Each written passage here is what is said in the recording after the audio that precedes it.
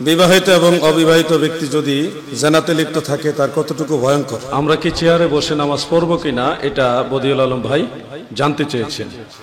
শ্বশুর বাড়ির থেকে নেওয়া গরু দিয়ে কুরবানি করলে তা জায়েজ হবে কিনা।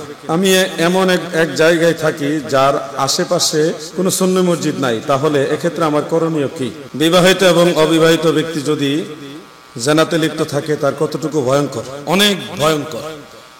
বিবাহিতরা জেনায় লিপ্ত হলে এটা এক ধরনের ভয়ঙ্কর, এটা শাস্তি একরকম, আর অবিবাহিতরা জেনায় লিপ্ত হলে এটা আরেক ধরনের শাস্তি ভয়ঙ্কর। দুই ধরনের ইয়াস। এই ধরনের বিষয় ভরা মজলিসে আলোচনা করা আমাদের জন্য শুভনীয় না, কারণ এই সমস্ত বিষয়গুলি ধর্মীয় বিষয় বটে, কিন্তু যুব সমাজ এগুলি শুনলে আবার দেখা যাবে এগুলি ট্রাই করতে চাবে। তালাকের মাসালা আমরা হাউজে আলোচনা করি না, কারণ এইগুলি বলতে বলতে তারাও শুনতে শুনতে পরে দেখা গেছে কোনটা গিয়ে আবার বাড়ি ট্রাই করব। তো এই জন্য কিছু কিছু বিষয় আছে পার্সোনাল, আপনারা এগুলি বুঝবেন। এই সমস্ত বিষয় আমরা ভরা মজলিসে আলোচনা করা থেকে বিরত থাকি, কারণ এই ধরনের বিষয় যেন তাদের ব্রেনে না ঢুকে। কিছু শব্দ মানুষের ব্রেনে ঢুকানোই যাবে না, ঢুকাইলে দেখা গেছে শয়তান এখানে কুমন্ত্রণা দিবে। আল্লাহ যেন আমাদেরকে জেনা ব্যভিচার থেকে ফিরে আসার তৌফিক দেন, বলেন আমিন, বলেন আমিন। আর বাংলাদেশ যেহেতু ইসলামিক রাষ্ট্র না, এটা ইসলামী হুকুমতের অন্তর্ভুক্ত না, এটা গণপ্রজাতন্ত্রী বাংলাদেশ, সেই সুবাদে এখানে কোরআনের এবং সুন্নাহর রজমের যে বিধান, এই বিধান এখানে বাস্তবায়ন করাটা বাংলাদেশ সরকারের আইনের দৃষ্টিতে দণ্ডনীয় অপরাধ। তো এখন বিষয়গুলো হলো, কথা বুঝতেছেন নি? কারণ বাংলাদেশ তো বাংলাদেশ তার কোরআন অনুযায়ী চলে না, বাংলাদেশ চলে বাংলাদেশের সংবিধানে। তো এই জন্য অনেক বিষয় আছে এখানে আলোচনা করাও যাবে না। কিছু আছে বেত্রাঘাতের মাসালা, কিছু আছে একেবারে এই পর্যন্ত ডুবাইয়া পাথর দিয়ে মেরে ফেলা। তো এই সব বিধান এই দেশে বাস্তবায়ন করাও সম্ভব না। আপনি যদি বাস্তবায়ন করতে যান তাহলে আপনি উল্টা ফাঁসির আসামি হবেন। কথা বলছো? তো এই বর্তমান বিশ্বে শুধুমাত্র আফগানিস্তানেই ইসলামী বিধানগুলি তারা মানার চেষ্টা করতেছে। আফগানিস্তানে, বর্তমান আফগানিস্তানে। আমি এমন এক জায়গায় থাকি যার আশেপাশে কোনো সুন্নি মসজিদ নাই, তাহলে এক্ষেত্রে আমার করণীয় কি?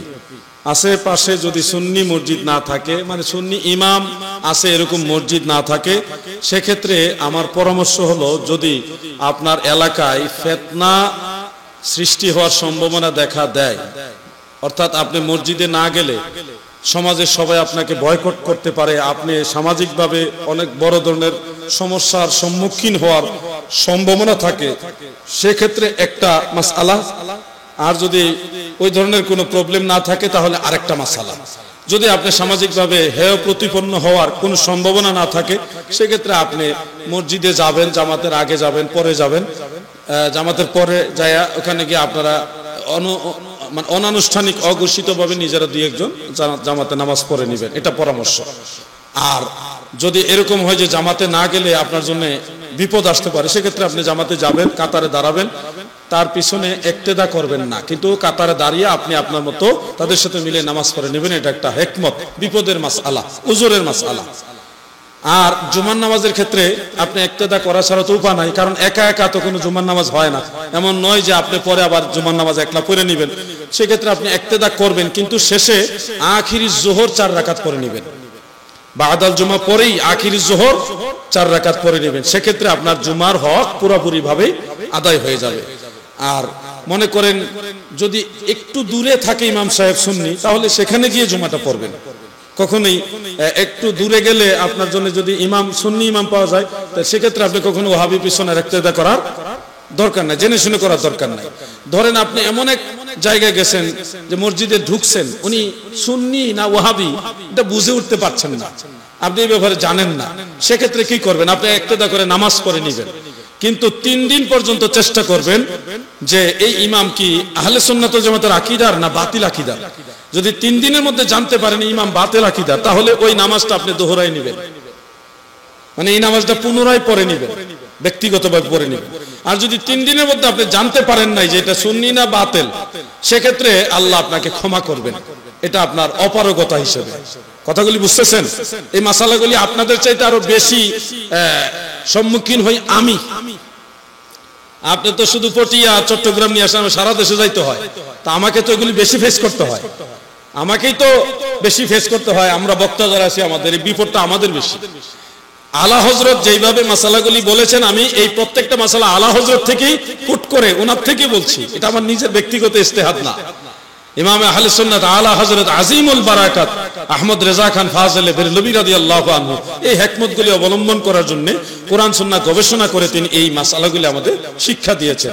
আশা করি পরিস্থিতি মোকাবেলা করে আপনারা নামাজ আদায় করে নেবেন। আল্লাহ আপনাদের সবাইকে সাহায্য করুক, সহজ করে দিক, আমিন। শ্বশুর বাড়ি থেকে নেওয়া গরু দিয়ে কুরবানি করলে তা জায়েজ হবে কিনা? কি লজ্জার বিষয়! কুরবানি কি, কুরবানি কাকে বলে, কুরবানির হুকুম, এই বিষয়গুলি আপনি আগে বুঝেন, এরপরে শ্বশুর বাড়ির ভিক্ষা নিয়ে কুরবানি দিতে যাইয়েন। কুরবানি তার জন্য ওয়াজিব যার জন্য নিসাব পরিমাণ মালের মালিকানা আছে। আপনি সম্পূর্ণ সম্পত্তির মালিক না, যে পরিমাণ সম্পদ থাকলে কুরবানি দিতে হয় ওই সম্পদের মালিক আপনি না। এক্ষেত্রে শ্বশুর বাড়ির গরু পাঠাইছে, ওইটা কুরবানি দিবেন, এটা আপনার ওয়াজিব আদায় হবে, এটা হলো আপনার ওয়াজিব না, কারণ এটা তো আপনার জিনিসটাও আপনার না, ওরকম সম্পদও আপনার নাই যে সম্পদ থাকলে কুরবানি দিতে হবে। তো আপনি তো এমনি ফকিরনি, কথা বুঝতেছেন? এটা তো আপনার ওয়াজিব না। এই যে শ্বশুর বাড়িতে গরু দিচ্ছে, আপনি নিচ্ছেন, নিয়ে জবাই করছেন, এটা তো আপনার ওয়াজিব না মিয়া ভাই। আপনি তো নিজে খয়রাতি, বরিশাল্লা ভাষা হইলো খয়রাতি, আর আপনাদের এলাকায় নোয়াখালী এলাকায় কেউ ফকিরনি। তো এই যে এই ধরনের দৃষ্টিভঙ্গি চট্টগ্রামবাসীকে চেঞ্জ করতে হবে। শ্বশুর বাড়ির গরু নেওয়া বন্ধ করতে হবে। সম্ভব হলে আপনার তৌফিক অনুযায়ী শ্বশুর বাড়িতে হাদিয়া পাঠাতে হবে।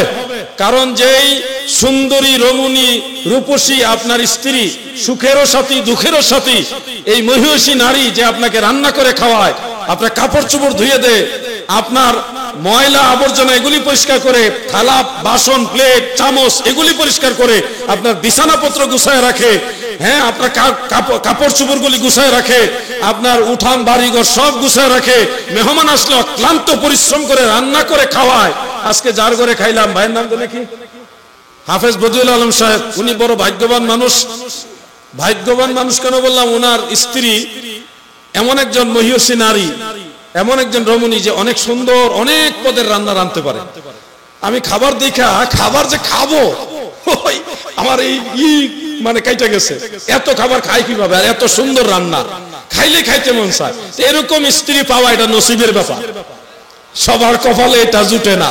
তো এই যে রূপসী নারী যে আপনার সুখের দিনও আপনার পাশে, আপনি অসুস্থ হলে আপনার সেবা করে, এমন এমন অসুস্থতা আছে যে অসুস্থতা আসলে মা সেবা করতে পারবে না, কিন্তু স্ত্রী সেবা করবে, সেটা তার অধিকার আছে, তার জন্য এটা হক আছে। এই একজন নারী এই মেয়েটাকে জন্মের আগের থেকে, গর্ভধারণ থেকে শুরু করে সেই 18 বছর হোক 16 বছর হোক আর বিয়ের আগ পর্যন্ত খাওয়া দাওয়া, কাপড় চোপড়, লেখাপড়া, তার ইজ্জত সম্ভ্রম রক্ষা করা, তাকে সার্বিকভাবে সুযোগ সুবিধা দেওয়া, এই যে সসম্মানে আপনার স্ত্রীকে এতদিন লালন পালন করছে, এইটারই তো ঋণ শোধ করে আপনি শেষ করতে পারবেন না। আপনি আবার শ্বশুর বাড়ির গরু দিবে ওই আশার টাকায় থাকেন, আর আপনার মতো ফকিন্নি আর কেউ আসে না।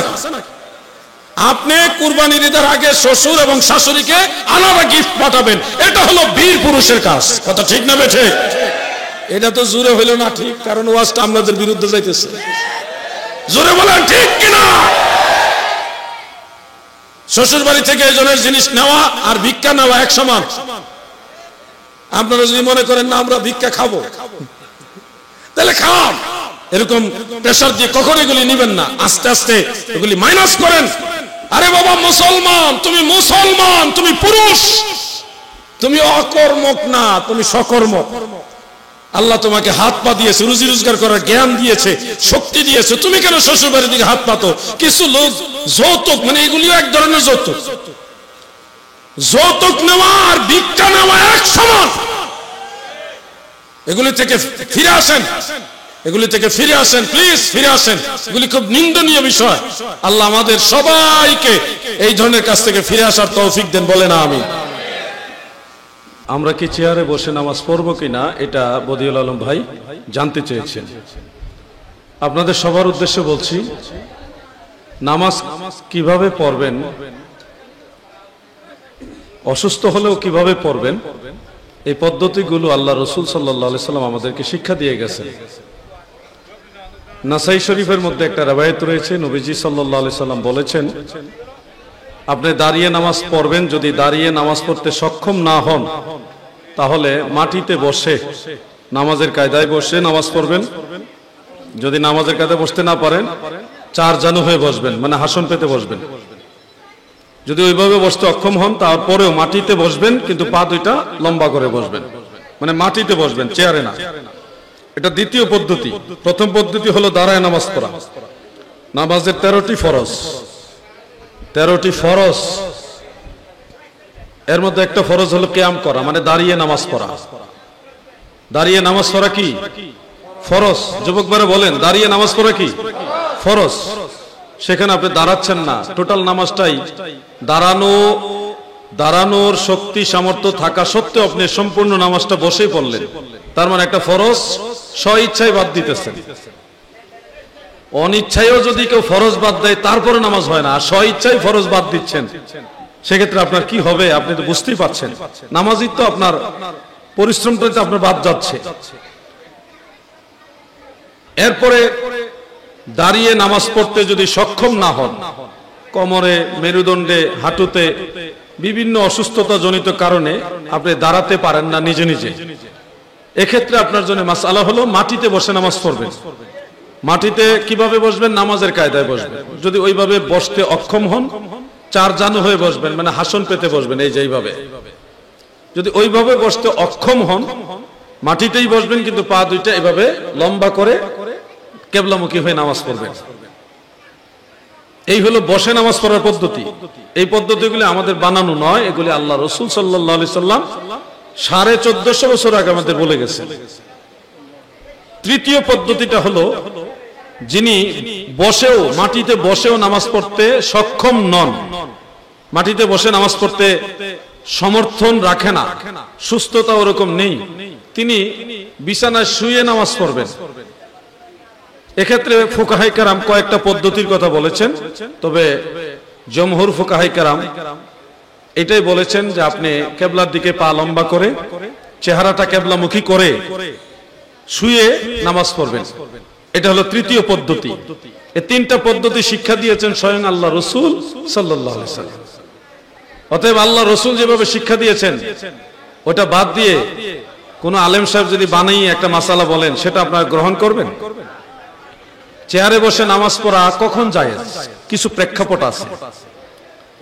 যারা মসজিদে গিয়েছেন এমন অসুস্থ যে নিজে নিজে বসলে আর নিজে নিজে দাঁড়াতে পারেন না, অন্যের সাহায্য ছাড়া নিজে নিজে আর দাঁড়াতে পারেন না, আপনি এরকম সন্দেহ রাখছেন যে আপনি বসলে আর কেউ আপনাকে দাঁড় করিয়ে দিবে, এটারও সন্দেহ রয়েছে, আপনি অচল বা অনেক বেশি অসুস্থ, সেক্ষেত্রে বিশেষ অসুস্থতার কারণে আপনি দাঁড়িয়ে ইমাম সাহেবের সাথে নামাজ শরীক হবেন, কিন্তু রুকু সেজদাটা আপনি চেয়ারে বসে ইশারায় আদায় করবেন। এটা হলো ওই ধরনের অসুস্থ ব্যক্তির জন্য, যিনি নিজে নিজে বসতে পারে না, উঠতেও পারে না, এবং তাকে সহযোগিতা করারও কেউ সাধারণত থাকে না, নেই।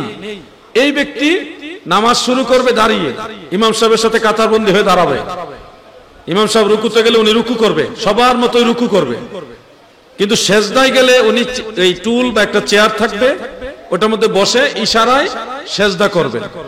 এটা হলো ওই ব্যক্তির জন্য, এটা সবার জন্য না, উজুরের মাসআলা এটা। কিন্তু আমাদের দেশে সাধারণত একটু হাঁটুতে এমনি ব্যথা করতেছে, উনিও মসজিদে গিয়ে চেয়ারম্যান সাহেব হয়ে গেছে। মসজিদে এখন 10-12 জন, 8 জন, 10 জন বা 15-20 জন চেয়ারম্যান থাকে।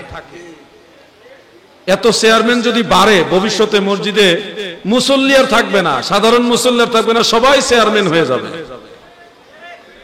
আল্লাহকে মাটিতে সেজদা দিয়ে যে কি শান্তি, এই শান্তি কি চেয়ারম্যান হয়ে পাওয়া যায়? এত কষ্ট করে নামাজ পড়তেছেন, এই নামাজটা আল্লাহর সন্তুষ্টির মধ্যে যাক, এটা তো নিশ্চয়ই আপনারা চান। তাহলে চেয়ারম্যান না হয়ে একজন খুশু খুজুওয়ালা খাঁটি মুসল্লি হওয়ার চেষ্টা করবেন। যেভাবে আল্লাহ রাসূল শিক্ষা দিয়েছেন ওইভাবে আপনারা নামাজ আদায় করবেন। চেয়ারকে যতটুকু সম্ভব অ্যাভয়েড করে চলবেন, অ্যাভয়েড করে চলবেন। চেয়ারম্যান নয়, মুসল্লি হন।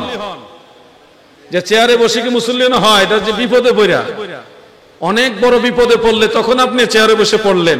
কিন্তু আপনি তো লক্ষ্য করে দেখবেন বেশিরভাগ মুসল্লি হলো বাহানা দিয়ে, বড় বংশের লোক, অমুক বংশের লোক, অমুক বংশের সবার মুরব্বী, উনি নিচে বসে নামাজ পড়তে কেমন লাগে, ওনারও একটা ভাবসাব, আমি বহু টাকার মালিক, আমি বহুবার হজ করে আসছি, আমার একটা আলাদা পাওয়ার আছে, সম্মান আছে, হ্যাঁ আমি নিচে বসবো কেন, আমি চেয়ারটা দে রে,